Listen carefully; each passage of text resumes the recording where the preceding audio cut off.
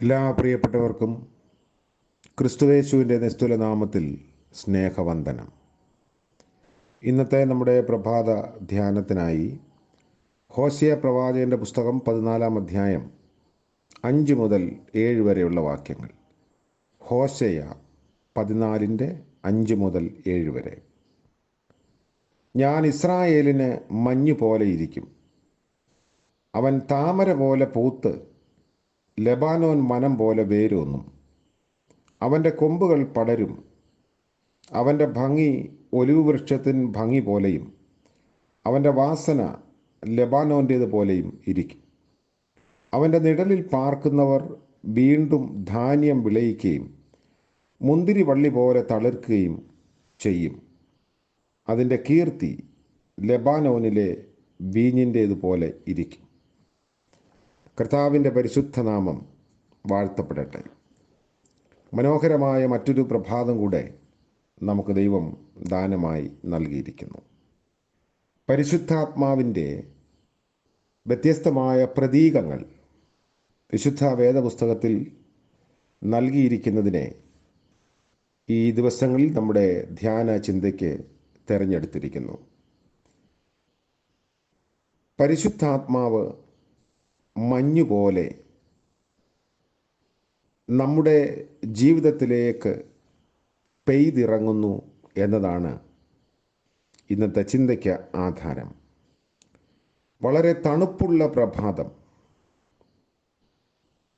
വീടിൻ്റെ വരാന്തയിലിരുന്ന് മുറ്റത്ത് നിൽക്കുന്ന പൂക്കളും പുൽക്കൊടികളും നമ്മൾ വീക്ഷിക്കുകയാണെങ്കിൽ അതെത്ര മനോഹരമായി തോന്നാം.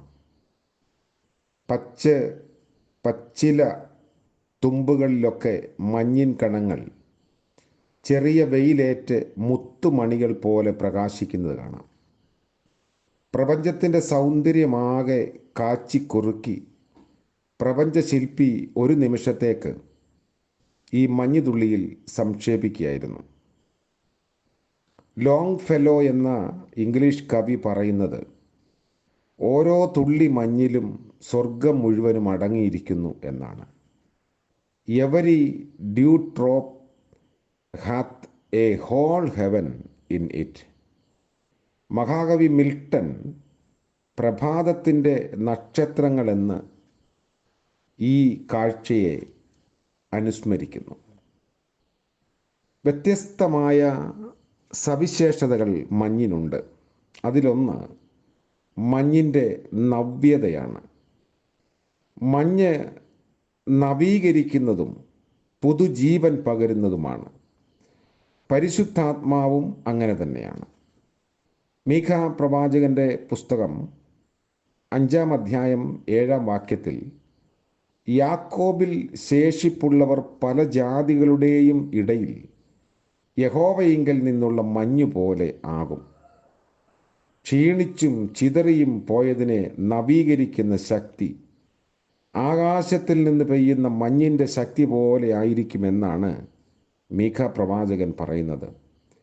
അതുപോലെ തന്നെ തളർന്നു പോയതിനെ നവീകരിക്കുന്ന പരിശുദ്ധാത്മാവിൻ്റെ ശക്തി ഉയരത്തിൽ നിന്ന് പകരപ്പെടുന്ന ശക്തിയാണ്. ഈ ശക്തി നാം ചോദിക്കുന്നതിലും നനയ്ക്കുന്നതിലും അത്യന്തം പരമായി നമ്മിൽ വ്യാപരിക്കുന്ന ശക്തിയാണ്. ഉഷ്ണപ്രദേശത്ത് മഴയില്ലാത്ത മാസങ്ങളിൽ ഭൂമിയെ തണുപ്പിക്കുന്നത് ഈ മഞ്ഞാണ്. മോശെ ഇസ്രയേൽ ഗോത്രങ്ങളെ അനുഗ്രഹിക്കുമ്പോൾ യോസേഫ് കുലത്തിന് കൊടുക്കുന്ന അനുഗ്രഹമുണ്ട്. ആവർത്തന പുസ്തകം 33-ാം അധ്യായത്തിൽ. അതിൽ ഒന്നാമത് നൽകുന്നത് ആകാശത്തിലെ വിശിഷ്ട വസ്തുവായ മഞ്ഞിൻ്റെ അനുഗ്രഹമാണ്. യോസേഫിന് നൽകുന്ന ഈ മഞ്ഞിൻ്റെ അനുഗ്രഹം തൻ്റെ പിതാവായ യാക്കോബിന് ഇസഹാക്ക് നൽകുന്ന അനുഗ്രഹത്തിൻ്റെ ആവർത്തനമാണ്. ദൈവം ആകാശത്തിൻ്റെ മഞ്ഞും ഭൂമിയുടെ പുഷ്ടിയും നിനക്ക് നൽകുമാറാകട്ടെ. ഭൂമിയുടെ പുഷ്ടിയെ ആശ്രയിക്കാതെ ജീവിക്കാൻ ആർക്കും കഴിയില്ല. പുഷ്ടിപ്പെടുത്തുന്ന നവീകരിക്കുന്ന മഞ്ഞിൻ്റെ അനുഗ്രഹത്തിന് വേണ്ടി നമുക്ക് ആഗ്രഹിക്കാം. ഈ പ്രഭാത മഞ്ഞിൻ്റെ അനുഗ്രഹം ലഭിക്കണമെങ്കിൽ ഒരു രഹസ്യമുണ്ട്. അതികാലത്ത് എഴുന്നേറ്റ് പ്രാർത്ഥിക്കണം. പഴയ നിയമത്തിൽ ക്രിസ്തീയ പ്രവർത്തകരെ ആവേശം കൊള്ളിക്കുന്ന ഒരു ഉദാഹരണമുണ്ട്. ജനത്തിന് നായകന്മാരില്ലാതിരുന്ന ഒരു കാലം. മിദ്യാന്യരും അമാലേക്യരും കിഴക്ക് ദേശക്കാരുമെല്ലാം ദൈവജനത്തെ കൊള്ളയിട്ടുകൊണ്ടിരുന്നു. ദൈവം എളിയവനായ ഗിദയോനെ നേതൃസ്ഥാനത്തേക്ക് കൊണ്ടുവരികയാണ്. ഗിദയോൻ ദൈവവുമായുള്ള അഭിമുഖത്തിൽ ഒരു മഞ്ഞിൻ്റെ പരീക്ഷണം നടത്തുന്ന സംഭവമാണ് പറഞ്ഞു വരുന്നത്. ന്യായാധിപന്മാരുടെ പുസ്തകം 6-ാം അധ്യായം 38-ാം വാക്യത്തിൽ നമ്മൾ വായിക്കുന്നു, അവൻ പിറ്റേന്ന് അതികാലത്ത് എഴുന്നേറ്റ് തോൽ പിഴിഞ്ഞ് മഞ്ഞുവെള്ളം ഒരു കിണ്ടി നിറച്ചെടുത്തു. അതികാലത്ത് എഴുന്നേറ്റ് തോൽ പിഴിഞ്ഞ് മഞ്ഞുകൊണ്ട് തൻ്റെ പാത്രം നിറച്ചെടുക്കാൻ കഴിയുന്ന നേതാക്കന്മാർ നമുക്ക് ഉണ്ടാകേണ്ടിയിരിക്കുന്നു. പിഴിയുക എന്ന വാക്ക് പ്രത്യേകം ശ്രദ്ധിക്കേണ്ടതാണ്. ഹോമയാഗത്തിനുള്ള കുറുപ്രാവിനെ വഴിപാട് അർപ്പിക്കുന്നിടത്താണ് പിഴിയുക എന്ന പദം ഉപയോഗിച്ചിരിക്കുന്നത്. ലേവ്യപുസ്തകം 1:15. ഇത് പാപരഹിതനായ യേശുക്രിസ്തുവിൻ്റെ ഹോമബലിയെ സൂചിപ്പിക്കുന്നു. അവൻ പരീക്ഷിക്കപ്പെടുകയും കുരിശിൽ പിഴിയപ്പെടുകയും ചെയ്യുക നിമിത്തമാണ് ആത്മാവിൻ്റെ മഞ്ഞിൻ വെള്ളം നമ്മുടെ പാത്രങ്ങളിൽ നിറയ്ക്കാൻ നമുക്ക് കഴിയുക. കർത്താവിൻ്റെ കുരിശുമരണത്തിൽ ആശ്രയിച്ചുകൊണ്ട് അതികാലത്ത് എഴുന്നേറ്റ് ആത്മാവിൻ്റെ നവീകരണത്തിനായി നമുക്ക് പ്രാർത്ഥിക്കാം. 2, മഞ്ഞിൻ്റെ നയാമികതയാണ്. ചില പ്രകൃതി നിയമങ്ങൾ പ്രവർത്തിക്കുമ്പോഴാണ് മഞ്ഞ് ഉണ്ടാകുന്നത്. അങ്ങനെ നിയമപ്രകാരം പ്രമാണത്തിനും വ്യവസ്ഥയ്ക്കും വിധേയമായി ഉണ്ടാകുന്നത് എന്ന അർത്ഥത്തിലാണ് നയാമികത എന്ന വാക്ക് ഉപയോഗിച്ചിരിക്കുന്നത്. ഇയ്യോബിനോട് ദൈവം ചോദിക്കുന്ന ഒരു ചോദ്യമുണ്ട്, മഞ്ഞുതുള്ളികളെ ജനിപ്പിച്ചത് ആര്? ഇയ്യോബിൻ്റെ പുസ്തകം 38-ാം അധ്യായത്തിൻ്റെ 28-ാം വാക്യം. ദൈവം പ്രപഞ്ചത്തിൽ നിലനിർത്തിയിരിക്കുന്ന ചില വ്യവസ്ഥകൾക്ക് വിധേയമായാണ് മഞ്ഞുതുള്ളികൾ ജനിക്കുന്നത് എന്ന് നമുക്കറിയാം. മഴ പെയ്യുവാൻ മേഘം ആവശ്യമായിരിക്കുന്നത് പോലെ മഞ്ഞ് പെയ്യുവാൻ സൂര്യപ്രകാശം ആവശ്യമാണ്. സൂര്യൻ നന്നായി പ്രകാശിക്കുന്ന ദിവസം വെയിലേറ്റ് ഭൂമി ചൂടുപിടിക്കുകയും അന്തരീക്ഷവായു വികസിച്ച് പ്രസരിക്കുകയും ചെയ്യുന്നു. രാത്രിയിൽ ചുറ്റുപാടുമുള്ള ചൂടുപിടിച്ച വായുവിനേക്കാൾ വേഗത്തിൽ ഭൂമി തണുക്കുന്നു. അപ്പോൾ നീരാവി തങ്ങി നിൽക്കുന്ന അന്തരീക്ഷവായു ഘനീഭവിക്കുന്നു. അന്തരീക്ഷവായുവിന് ഘനീഭവിച്ചുകൊണ്ടിരിക്കുന്ന നീരാവി പിടിച്ചു നിർത്താൻ കഴിവില്ലാതെ വരികയും അത് മഞ്ഞുകണങ്ങളായി പെയ്യുകയും ചെയ്യുന്നു. ഈ പ്രകൃതി നിയമം അനുസരിച്ചാണ് മഞ്ഞ് ഉൽപ്പാദിപ്പിക്കപ്പെടുന്നത്. നിയതമായ ഒരു വ്യവസ്ഥയിന്മേൽ മഞ്ഞ് ഉൽപ്പാദിക്കപ്പെടുന്നത് പോലെ നിയതമായ ഒരു വ്യവസ്ഥയിന്മേൽ ദൈവത്തിൻ്റെ ആത്മാവും പ്രവർത്തിക്കുന്നു.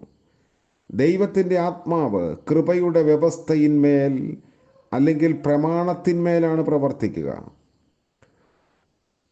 റോമർക്ക് എഴുതിയ ലേഖനം 7-8 അധ്യായങ്ങളിൽ വിശുദ്ധ പൗലോസ് അപ്പോസ്തലൻ 4 പ്രമാണങ്ങളെക്കുറിച്ച് പറയുന്നുണ്ട്. 1, ധാർമ്മിക പ്രമാണം. മോശയുടെ ന്യായപ്രമാണമാണ് സൂചിതം. കറുത്ത തൊപ്പി ധരിച്ചിരുന്ന് പ്രതിക്കൂട്ടിൽ നിൽക്കുന്ന കുറ്റവാളിയെ ന്യായാധിപൻ കുറ്റം വിധിക്കുന്നത് പോലെയാണ് മോശയുടെ ന്യായപ്രമാണം ചെയ്യുന്നത്. എൻ്റെ ലംഘനങ്ങളെ എന്നെ ഓർമ്മപ്പെടുത്തുകയും എന്നെ കുറ്റം വിധിക്കുകയും ചെയ്യുന്നു. നീ തെറ്റുകാരൻ എന്ന് പറയാനേ ന്യായപ്രമാണത്തിന് കഴിയൂ. 2, പാപത്തിൻ്റെ പ്രമാണം. അത് എൻ്റെ അവയവങ്ങളിൽ വ്യാപരിച്ച് എന്നെ രോഗാതുരനാക്കുന്നു. അയ്യോ, ഞാൻ അരിഷ്ട മനുഷ്യനെന്ന് നിലവിളിക്കാൻ മാത്രം അത് ഇട നൽകുന്നു. 3, മനസ്സാക്ഷിയുടെ പ്രമാണം. എനിക്കെതിരായി സാക്ഷി പറയുന്ന ഒരാളെ പോലെ എൻ്റെ മനസ്സാക്ഷി എന്നെ പീഡിപ്പിച്ചുകൊണ്ടിരിക്കുന്നു. 4, ആത്മാവിൻ്റെ പ്രമാണം. അതെനിക്ക് സ്വാതന്ത്ര്യം നൽകുന്നു. ചൂടുള്ള ഭൂമിയും തണുത്ത അന്തരീക്ഷവും സംയോജിച്ച് മഞ്ഞു പെയ്യുന്നു. സസ്യലതാദികൾ മഞ്ഞുതുള്ളികളാൽ നനഞ്ഞ് ചൈതന്യപ്പെടുന്നു. ഉണങ്ങിയും പഴുത്തും ഇരിക്കുന്ന ഇലകൾ വൃക്ഷത്തിന് നനവ് ലഭിക്കുമ്പോൾ പൊഴിഞ്ഞു വീഴുന്നത് പോലെ ആത്മാവിൻ്റെ നനവ് എനിക്ക് ലഭിക്കുമ്പോൾ എൻ്റെ പാപസ്വഭാവങ്ങൾ പൊഴിഞ്ഞു പോവുകയും ഞാൻ സ്വതന്ത്രനായി തീരുകയും ചെയ്യുന്നു. ഇതാണ് പൗലോസിൻ്റെ ഒരു കണ്ടെത്തൽ. പ്രിയമുള്ളവരെ, പുതിയ ദിനത്തിൻ്റെ പ്രഭാതത്തിൽ നമുക്ക് ആത്മാവാകുന്ന മഞ്ഞ് സ്വീകരിച്ച് നവ്യമാക്കപ്പെട്ട ജീവിതത്തിൻ്റെ ഉടമകളാകാം. ഏറ്റവും മനോഹാരിത പകരുന്ന മഞ്ഞ് തുള്ളികൾ പോലെ നമ്മുടെ ജീവിതം മറ്റുള്ളവർക്ക് മുൻപാകെ ആസ്വാദ്യജനകമാക്കാം, സൗന്ദര്യമുള്ളതാക്കാം. പരിശുദ്ധാത്മാവിൻ്റെ കൃപയാൽ നമ്മുടെ ജീവിതങ്ങളെ പുഷ്ടിപ്പെടുത്തുവാൻ ദൈവം തമ്പുരാൻ ഒരുക്കമാണ്. നമ്മെ തന്നെ വിട്ടുകൊടുത്ത് ആ വലിയ ആസ്വാദ്യകരമായ ജീവിതത്തിലേക്ക് നമുക്കും പ്രവേശിക്കാം. ദൈവം നമ്മളെ അനുഗ്രഹിക്കട്ടെ. പ്രാർത്ഥിക്കാം. കാരുണ്യവാനായ ദൈവമേ, സ്വർഗീയ പിതാവേ, മനോഹരമായ മറ്റൊരു പ്രഭാതം കൂടെ ഞങ്ങൾക്ക് നൽകിയതോർത്ത് നന്ദിയോടെ സ്തോത്രം ചെയ്യുന്നു. മഞ്ഞുപോലെ ഞങ്ങളുടെ ജീവിതങ്ങളെ കൂടുതൽ സൗന്ദര്യമുള്ളതാക്കി തീർക്കുന്ന പരിശുദ്ധാത്മാവിൻ്റെ വ്യാപാരത്തിനായി ഞങ്ങളെ തന്നെ സമർപ്പിക്കുന്നു. ഇന്നത്തെ പകൽക്കാല ജീവിതത്തിൽ ഞങ്ങളുടെ ജീവിതം ആസ്വാദികരമായി തീരാൻ സഹായിക്കണമേ. മറ്റുള്ളവർ ഞങ്ങളെ കാണുമ്പോൾ ഈ ഒരു വലിയ ചൈതന്യമുള്ളവരായി തോന്നത്തക്ക വിധം ഞങ്ങളുടെ ജീവിതങ്ങളെ നവീകരിക്കണമേ. ഇന്ന് പകൽക്കാലത്തിൻ്റെ സകല ആവശ്യങ്ങളും ദൈവം മുൻപാകെ സമർപ്പിച്ച് ഞങ്ങൾ പ്രഭാതത്തിലേക്ക് പ്രവേശിക്കുന്നു. കൈവിടാത്തവനായി ഞങ്ങളോട് കൂടെയുള്ളത് കൊണ്ട് സ്തോത്രം. കർത്താവിൻ്റെ കൃപയിൽ ഞങ്ങളെല്ലാവരും ഒന്ന് നനഞ്ഞ് എഴുന്നേൽക്കുവാൻ സഹായിക്കണമേ. ഇന്ന് ജന്മദിനം ആഘോഷിക്കുന്ന പ്രിയപ്പെട്ടവർക്ക് വേണ്ടി പ്രാർത്ഥിക്കുന്നു. വിവാഹവാർഷികം ആഘോഷിക്കുന്നവർക്ക് വേണ്ടി പ്രാർത്ഥിക്കുന്നു. കടന്നു വന്ന ജീവിതത്തിൻ്റെ വഴിത്താരകളിൽ നിറഞ്ഞു നിന്ന ദൈവകൃപ അനുഭവിച്ചുകൊണ്ട് പുതിയ വർഷത്തിൽ സന്തോഷത്തോടെ, അനുഗ്രഹത്തോടെ, ആയുരാരോഗ്യത്തോടെ ജീവിച്ച് കർത്താവിനെ മഹത്വപ്പെടുത്തുവാൻ എല്ലാവരെയും കുടുംബമായി അവിടുന്ന് ഇടയാക്കണമേ. യേശു മശിഹ മൂലം ഞങ്ങളുടെ പ്രാർത്ഥന കൃപയോടെ കേൾക്കുമാറാകണമേ. ആമേൻ. സകല ബുദ്ധിയെയും കവിയുന്ന ദൈവിക അനുഗ്രഹവും നിറവും നാം എല്ലാവരോടും കൂടെ ഇന്നും എന്നേക്കും ഉണ്ടായിരിക്കുമാറാകട്ടെ. ആമേൻ.